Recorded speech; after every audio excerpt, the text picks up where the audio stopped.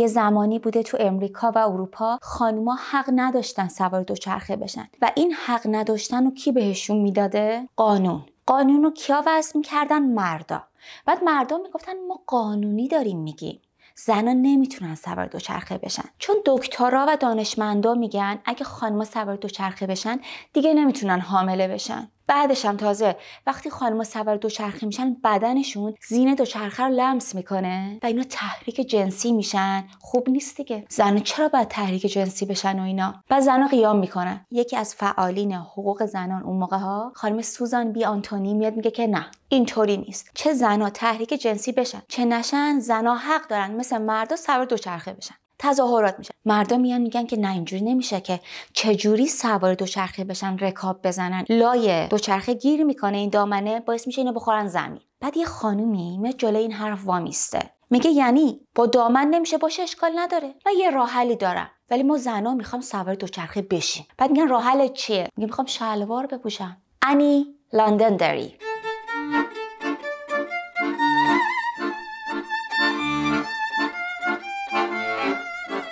به کانال زنان پنهان خوش اومدید. من فافا هستم، ایشون آرامشه. جوجو داره فیلم برداری میکنه. خیلی عذر میخوام یه مدت نبودم، سر کار فیلمم بودم و خب نشد که براتون ویدیو بسازم. بریم سر داستانمون، براتون بیشتر آخر ویدیو صحبت میکنم. انی لندندری فامیلیش اول لندندری نبوده، فامیلیش بوده کوهن. حالا بعدا براتون میگم که چرا، که چطور عوض میکنه و میکنه لندندری. توی یه خانواده اروپایی یهودی تبار به دنیا میاد در سال 1875 با خانواده‌اش که مامان و باباش و یه خواهر و یه برادر بودن، در واقع 3 تا بچه بودن. از اروپا میان امریکا، میرن تو بوستون زندگی میکنن. اونجا مهاجر بودن، مهاجر اروپایی. اون بازه زمانی تو امریکا خیلی یهودی ستیزی بوده، وحشتناکا.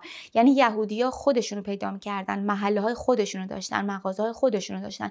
امریکایی‌ها اصلا باشون دشمن خونی بودن. خیلی شرط سختی بوده. زن و مرد مهاجر به خاطر شرایط سخت اقتصادی که امریکا داشته هر دوشون با هم کار می‌کردن. مامان انی هم خب شاغل بوده مثل پدرش. بعد انی از بچگی یاد گرفته بوده که کار کنه، هم تو خونه هم بیرون کار کنه. به خاطر همین آدم خیلی مستقلی بوده. آخرین بچه‌م بوده. خیلی هم همه دوستش داشتن. انی که بزرگتر میشه تو روزنامه تو قسمت آگهی فروش مشغول به کار میشه. خیلی هم دل مهربونی داشته. همچون که تو خیابون میرفته و میومده برمیگشته از خونه به محل کارش، با یه دست فروش آشنا میشه، آقای مکس کاپچوفسکی. بعد اینا خب خیلی از هم خوششون میاد و عاشق هم میشن و از اینجور چیزا. اون موقع انی پدر مادرش از دست داده بوده به خاطر بیماری. بعد کسی نبوده و میاره مکس تو خونه خودشون. اون موقع خواهر بزرگه انی ازدواج کرده بوده، زندگی خودشو داشته. انی و برادرش تو خونه تنها بودن. همزمان که انی ازدواج میکنه با مکس، برادرش هم با یه خانم ازدواج میکنه. هر 4 تایشون توی خونه زندگی میکردن، چون شرایط امریکا برای اینکه خونه بخری و اجاره بکنی اون زمان خیلی سخت بوده. بعد انی که همسر کار میرفته، بعد شوهرش عاشقانه دوستش داشته و هی ازش بچه میخواسته. انی میخواسته فقط کار کنه، علاقه به بچه و اینجور چیزا نداشته.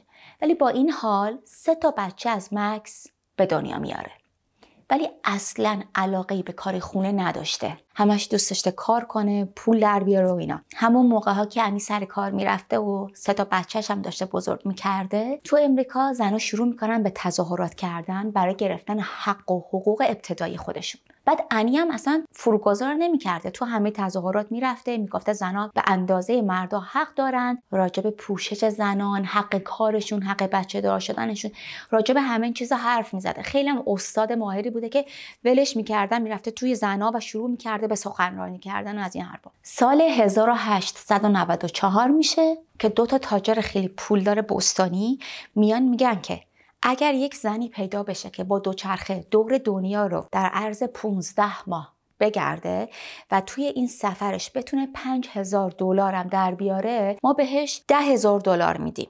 البته یکیشون میگفته اگه من میگم زنه این کارو میکنه و من بهش $10,000 میدم، اون یکی تاجره میگفته نه این نمیتونه و من سر این شرط بندی میکنم $20,000. بعد انی میگه که من کارو میکنم و من میخوام دور دنیا رو با دوچرخه برم.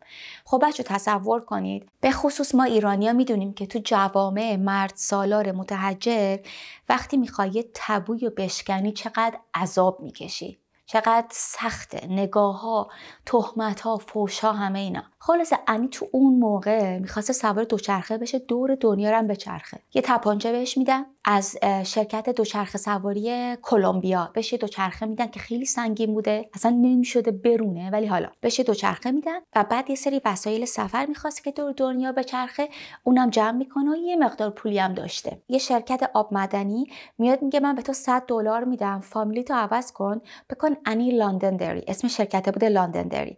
چرا؟ چون این تبلیغی میشه واسه شرکت ما در سراسر دنیا. $100 میدم، 100 تا. بعد انی هم میگه باشه. از اونجا میشه که انی فامیلیش عوض میکنه به لندندری، چون این چیزش یه دونه آرم لندندری دور این دوچرخه ها بوده. خلاصه شروع میکنن مردم، چه از مرد چه از زن، پشت این بعد گفتن آره این 3 تا بچه‌شو میخواد ول بکنه، شوهرش که عاشقشه میخواد ول بکنه بره دور دنیا زندگی کنه، اینا زنا که سوار دوچرخه میشن همشون جندن فلان. شروع میکنن چه فوشا چه حرفای رکی به این نمیزنن، ولی میگه من میخوام این کارو بکنم. بعد یکی از دوستای صمیمیشم میگه من چون نمیخوام خونه باشم فقط بچه داری و شوهرداری بکنم، من نیاز دارم که این راهو برای زنای دیگه باز کنم. انقدر پشت سر این زن حرف تو تاریخ، حتی نوه خواهرش بکنم همچین چیزی یه اومده بیوگرافی ازش نوشته، اونم پشت سر این بعد گفته. یعنی انقدر این حرکتش تابو شکسته که خیلی پشتش حرفه. یکی میگه که انی دروغگو بوده، مثلا میرفته تو سفرش که شروع میکنه میره دور دنیا رو میچرخه، خیلی دروغ میگفته، مثلا میگفته من بچه نخست وزیرم، بچه شاهم فلان. خب دروغ میگفته.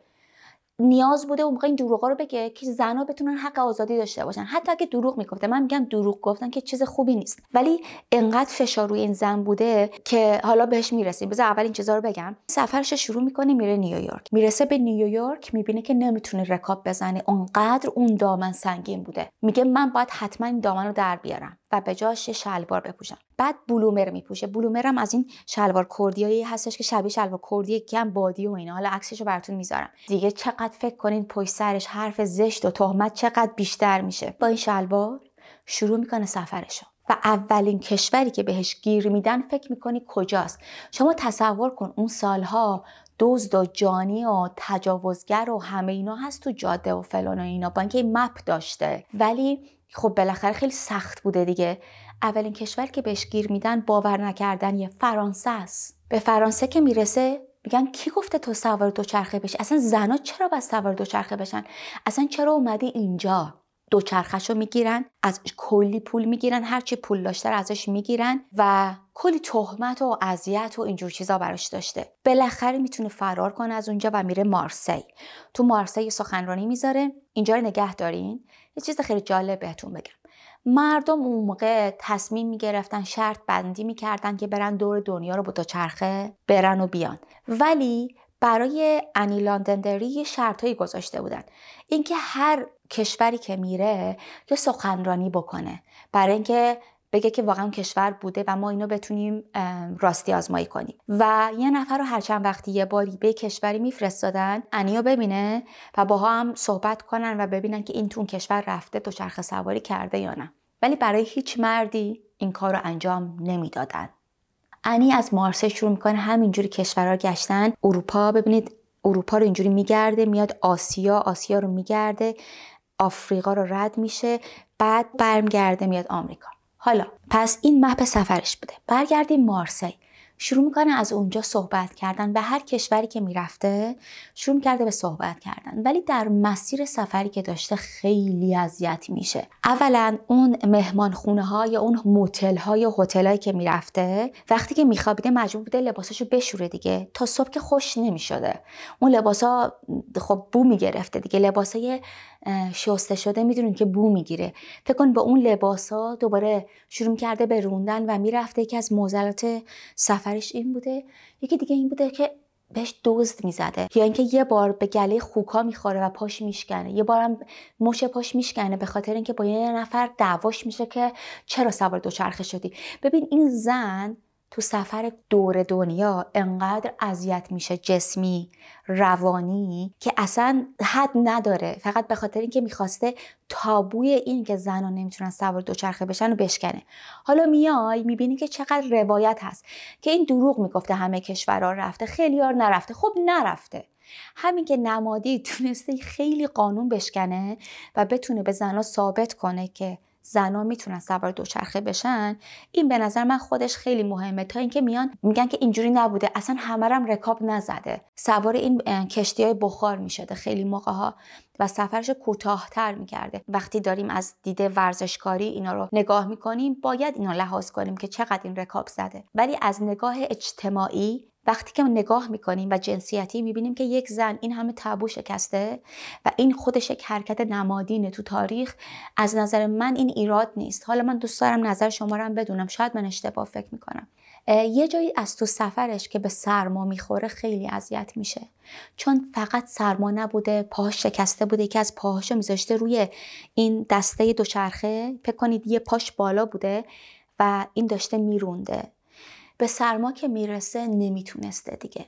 یه شرکتی پیدا میشه و میگه که بیا شرکت ما رو تبلیغ کن تو این سخنرانیایی که میری و میکنی یا حرف میزنی، ما به توی دوچرخه سبکتر میدیم.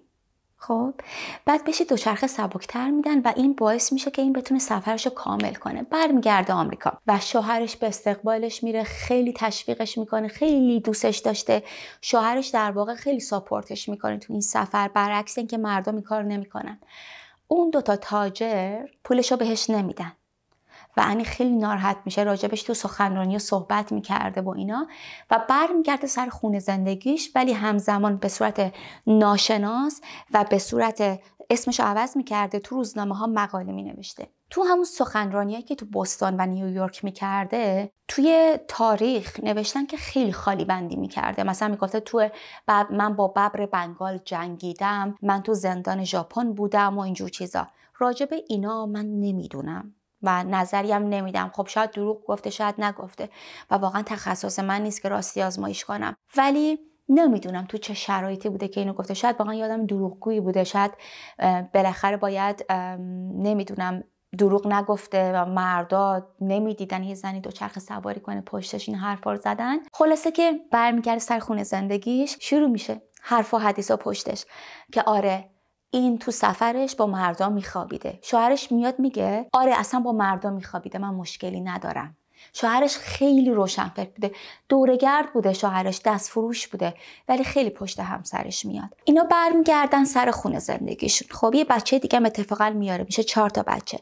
همزمان تو روزنامه‌ها کار میکرده، اسمش هم توی روزنامه نو، زن نو کار میکرده که سردبیرش خانم فمینیست بوده، اسم مستعارش اونجا نلی بوده. کار میکرده، خونه همچنین کار میکرده. شوهرش هم خیلی بهش کمک میکرده تو کار خونه و خیلی مهمه دیگه، خیلی مهمه که همسرت یا پارتنرت واقعا حامی باشه، به خصوص اون دوران. و بعد که میبینن که خب اونا که پولشون رو ندادن، روزنامه هم که زیاد در نمیاره، 4 تا بچه هم دارن و اینا، میان یه مغازه پوشک باز میکنن تو برانکس. همین که مغازه رو باز میکنن، اون آدمای کوتاه فکر خلوچل که میگفتن چرا زن باید، این خیلی حرف میزنه، این خیلی سخنرانی میکنه، زن نباید سوار دوچرخه بشه، زن نباید اینجور، زن نباید اونجور، همین حرفه که الان آخونده و مردای خلوچل ایرانی میزنن. البته نه همشون، عذرخواهی میکنم، بعضیاشون. اینکه وقتی زن سوار دوچرخه میشه ما تحریک میشیم، اون موقع تو آمریکا راجع به انی میگفتن.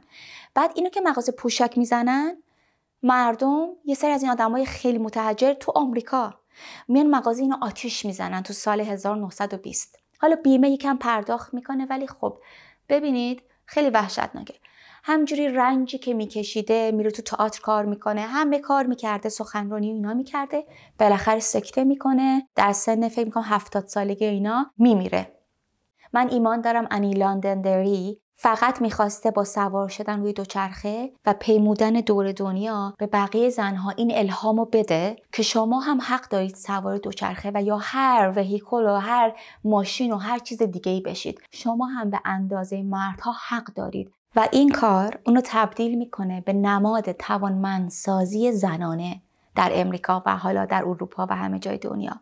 انی لاندندری با اینکه بهش گفتن دروغگو، خالی بند، یه زن پررو، یه زنی که جواب مردا رو میداده، پوششش رو عوض میکنه، 1000 تا فحش هرزه و اینا بهش میدادن، الهام بخش خیلی از زنان شد و باعث شد که زنها بتونن تو المپیک دوچرخه سواری شرکت کنن، رتبه بیارن. باور کنید اصلا بعضی موقعا که راجع به هیدن ویمن میخوام تحقیق کنم، کار کنم، به همین چیزای ساده مثلا دوچرخه سواری کردن و اینا میپردازم، با خودم فکر میکنم که شاید برای ما، حالا ما که ما دهه 60، برای نسل‌های بعدی ما یکم خنده‌دار بیاد. یعنی زنا نمیتونستن دوچرخه سواری کنن و اینا. باور کنید این چیزای ساده همچنان تو کشورهای عربی و بعضی از جاهای افریقا و بعضی از کشورها همچنان هست. همچنان زنان نمیتونن سوار دوچرخه بشن. همچنان تو قلب اروپا این مسلمانایی که مهاجرت کردن نمیذارن بچه‌هاشون سوار دوچرخه بشن. خیلی ممنون که ویدیوی من تماشا کردید. دیشب می‌خواستیم این ویدیو بگیریم، لنز گذاشته بودم. هیچ وقت لنز نمیذارم، نه طبی نه هیچ جوره، ولی این لنز عنبیش صاف بود، میتونستم شبیه گربه بشم. گذاشتم گیر کرد تو چشمم، رفتیم بیمارستان و خلاصا نشد که من دیشب بگیرم ویدیو. این لباسم لباس شوهرمه، به تنش کوچیک شده بود دیگه، یکم چروکه و عذرخواهی میکنم دیگه ازش پوشیدم که ممه ها من بندازم بیرون. هفته خیلی سختی داشتم، هم تدوینه که از دوستام انجام میدادم، هم تدوینه مشتری، مشغول کار فیلم خودم هم هستم. خلاصه خیلی هفته شلوغی بود. دوست داشتین سابسکرایب کنید و معرفی کنید، دوست هم نداشتین که چاکرم، همچی ببینید من برام بسه. آرامش نگاه کن، میخوام بگم. واسه اکشن.